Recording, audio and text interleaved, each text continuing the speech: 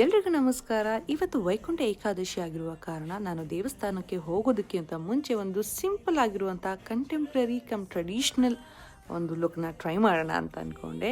S, ಇವತ್ತು ನಾನೊಂದು multi colour sari ತೊಗೊಂಡಿದ್ದೀನಿ, ಅದು ಮೈಸೂರು ಸಿಲ್ಕ್ಸ್. ಸೊ ಇದಕ್ಕೆ ಒಂದು ಸಿಂಪಲ್ ಆಗಿರುವಂಥ ಎಂಬ್ರಾಯ್ಡ್ರಿ ಡಿಸೈನ್ ಇರುವಂಥ ಬ್ಲೌಸ್ ಕೂಡ ಮ್ಯಾಚ್ ಮಾಡಿದ್ದೀನಿ. ಅದರ ಜೊತೆಗೆ ಸೇಮ್ ಕಲರ್ ಬ್ಯಾಂಗಲ್ಸ್ ವಿತ್ ಮಧ್ಯದಲ್ಲಿ ಒಂದು ಗೋಲ್ಡ್ ಕಲರ್ ಬ್ಯಾಂಗಲ್ನ ಸೆಟ್ ಮಾಡಿ ಒಂದು ದೊಡ್ಡ ಬ್ಯಾಂಗಲ್ ಸೆಟ್ನ ನಾನು ಹಾಕ್ಕೊಂಡಿದ್ದೀನಿ.